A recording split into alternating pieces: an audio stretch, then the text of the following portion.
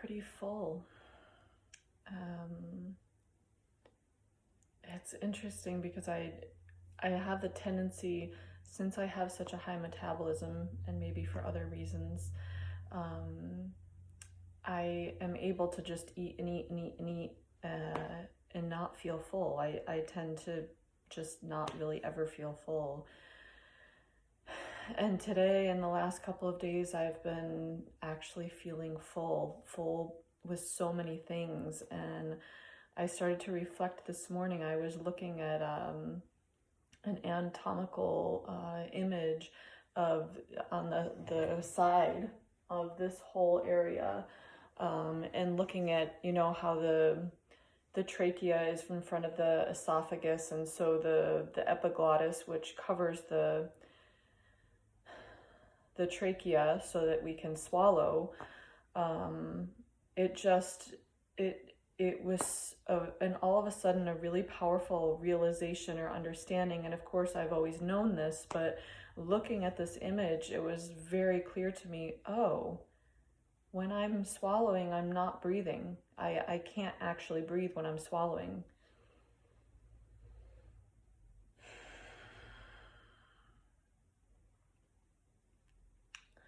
That brought up a lot for me. A lot of the, you know, the cultural images of, you know, men wanting women to swallow their cum, and like, you know, forcing things, you say like forcing things down your throat, or things being hard to swallow. And even now talking about it, I feel agitated. And I realize that when I'm swallowing, when I'm just continually swallowing over and over and over again, I'm just continually forcing myself over and over again to stuff down the things that I don't want to see, the things that I don't want to feel, the things that I don't want to understand, because they're too hard and they're too big. And even now my stomach is getting agitated talking about it. My lens has started to zoom out and see things from a different perspective, and I've been focusing on my stomach, right? So I said I want to start creating relationships between the parts of my body, and integrating them. And I've been focusing, this is now the third day I'm focusing on my stomach, and reading about that yesterday, I had a big understanding and realization that the stomach is not actually a separate organ. Like the liver is kind of like a bud off of the digestive system, the gallbladder, the pancreas, the spleen, but the stomach is actually part of, the integrated tube coming from the mouth to the anus. Like it's a part along that, which is interesting. And then this morning when I had this idea about things that are hard to swallow, and forcing myself to swallow all kinds of things that I didn't want, you know, it's let's say it's normal, at least in our culture, to force children to do things or eat things or accept things that they don't want to, and to not be able to speak up about what they do want. And so it's going in both directions, right? We're forcing things down their throat, so to say, while at the same time not allowing anything to come back out.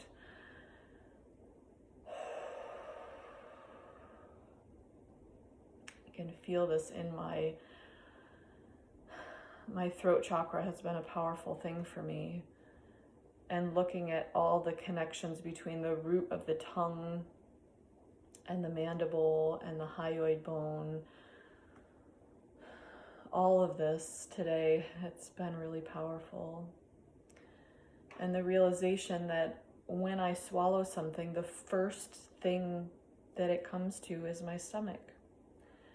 So many people have issues with their stomach, right? And I've realized that the more I've been trying to get in touch with my stomach and integrate it, I've been realizing that it's one of the parts of my body that I really, I've numbed a lot.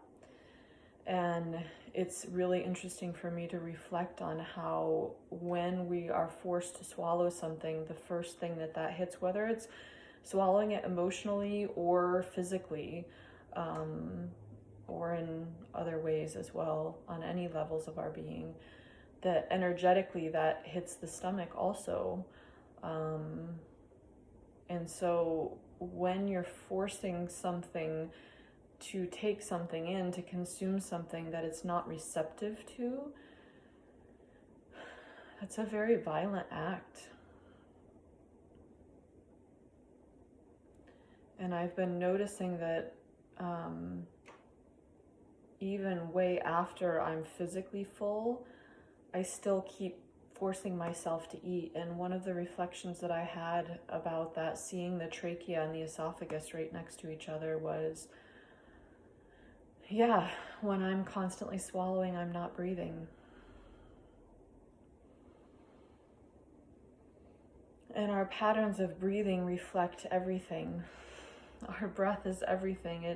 It shows us and gives us insights into every universal principle or energy that probably exists out there.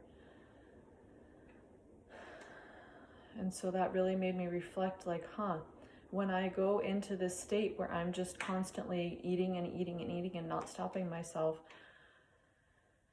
I'm probably not breathing very much. I'm not taking in very much oxygen. So what wave pattern does my brain go into when I'm in that state where I can't stop myself and I don't control what I'm eating? Last night I made apple crisp. We had some eco apples that I needed to finish using, so I made some apple crisp, and I served myself the first portion, and I kind of knew that I was full, but it tasted so good that I decided anyway to go back and get more. I'm needing to breathe a lot as I'm talking about this.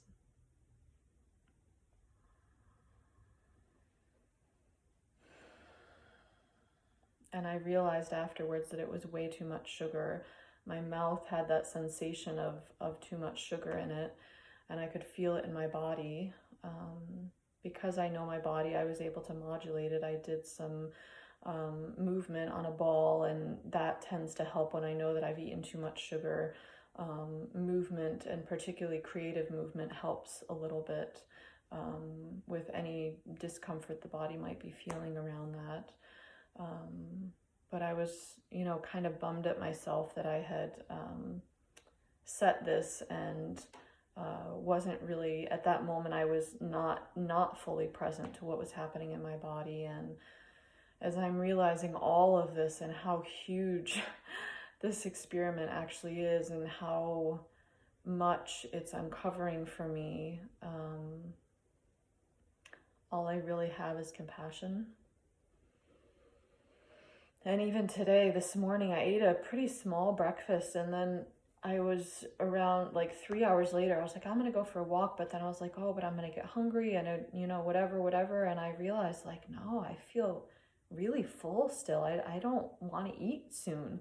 And, if I get hungry while I'm walking, that's all the better, because then I'll be eating when I'm really hungry. And I didn't. I was really shocked that by the time I got home, I just very slowly, very consciously made the food that I wanted to eat at that moment. And I ate a pretty small bowl, and to me, I felt like, well, that wasn't very much food. I should eat more.